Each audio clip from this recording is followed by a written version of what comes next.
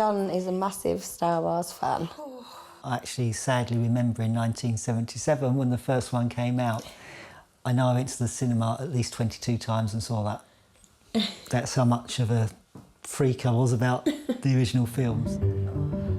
I would love to say Luke's name wasn't anything to do with Star Wars, but I'd probably lying slightly. We had the name before we had the baby.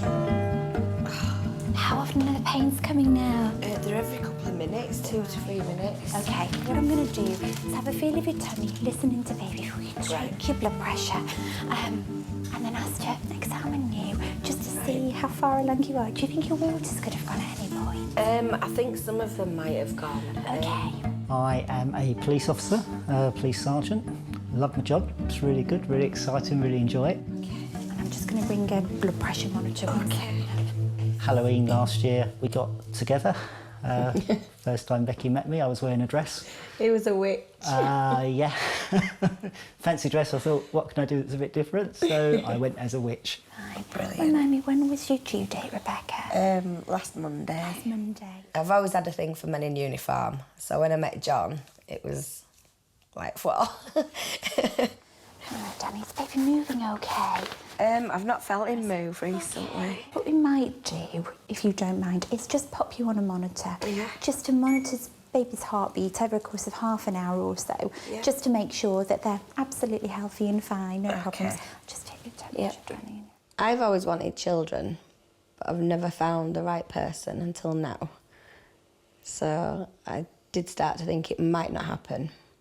You've been on this before? Yeah. Been a little monkey a few times and stopped moving, so we've had to get him checked. As soon as he goes on it, he starts kicking, doesn't he? Well, I'm going to give you this to press down. Yeah. Just press it down when he moves. Thank you. I've always worked with children. My last job, I was a registered childminder, and before that I worked in private nurseries. So yeah, there's not a time I can't remember not wanting to be a mum. It's true, isn't it, that you lose your dignity in labour? Yeah, I feel fine.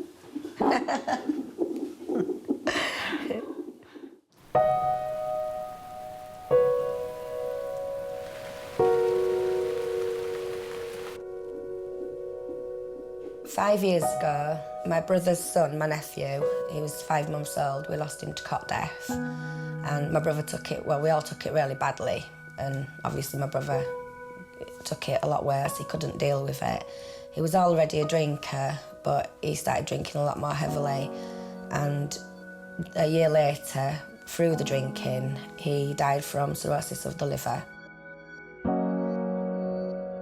Obviously, I just got really depressed after he passed away. Couldn't carry on working, so the doctor put me on antidepressants to try sort of help my mood. Okay, you got a bit faster then. Take it you have one now. Living with the depression, it is like they say, living under a black cloud. You wake up on a morning and some mornings you just wish you hadn't woken up.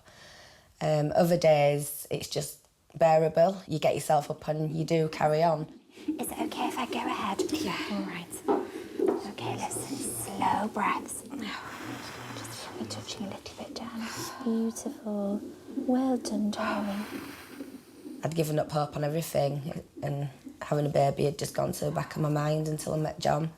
And when he came along, he sort of saved me and gave me a life back. You're probably more 4 to 5 centimetres after that stretch and sweep now, with lovely. bulging waters. And I think because you're contracting so well, Danny, I think we'll get you over to delivery suites. Okay. Yeah. Good. I think when you've lost someone, a family has lost someone very, very important to them, then this new life that you have, it takes on far greater meaning.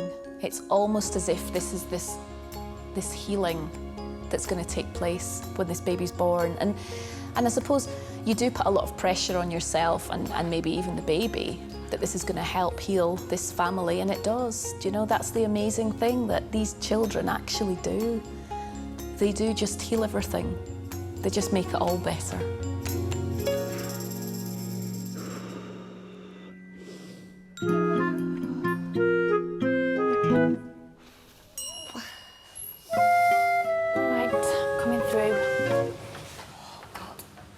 Squeeze my hands. Squeeze my hands.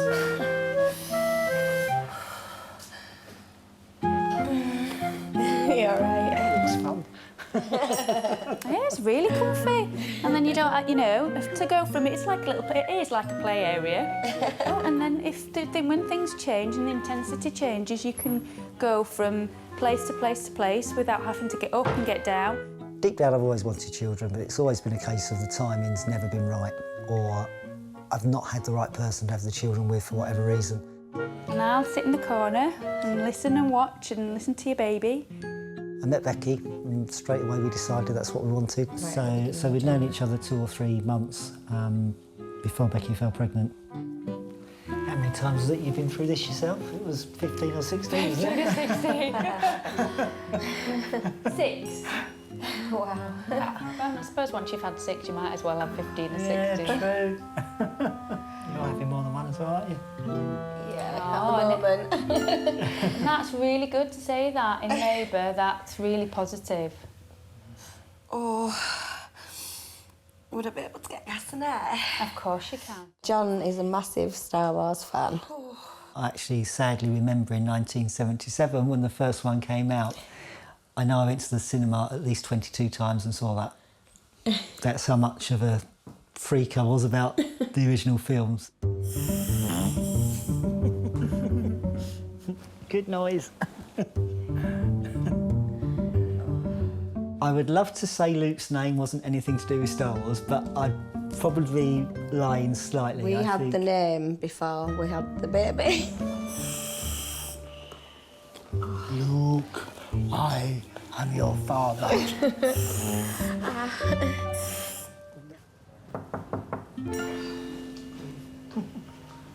My bum rumbling.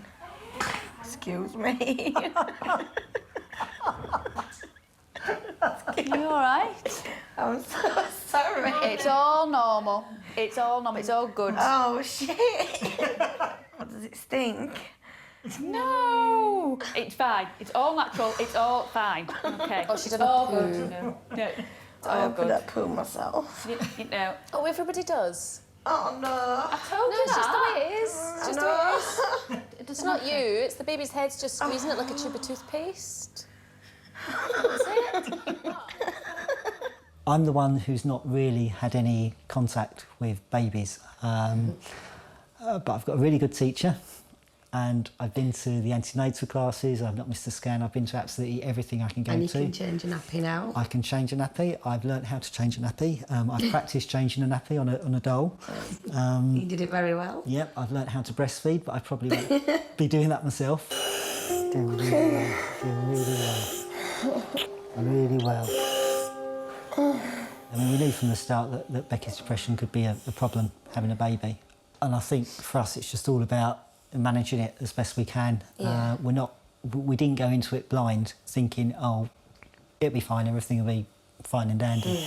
All right, and when that one goes, I just want you to breathe normally, okay? And don't think about it. Just think about dressing your baby for the first time, that first breastfeed, that first nappy change, all these things, that first walk out to show all your friends and to show them off at the shops, okay? All these things, that's what I need you to think about now in between. Yeah, so we've been going out for a few weeks and John was taking me home one night and I went to put the key in the door and when I turned round, you know, he wasn't there. I just suddenly thought to myself, this is the woman I just want to be with. He was down on bended knee and he popped the question and asked me to marry him, which was totally unexpected. Thankfully, she just cried and said yes. I love you. Who wants to cut the cord? Me. It's like fate for me after having such sadness from losing my brother and then finding you and having a baby. It's just like fate. It's like he sent you. Nothing else really matters. It's just, I think having Luke puts everything into perspective, doesn't it? It does, Yeah, definitely. yeah. Luke, Hello. are you all right? Yeah.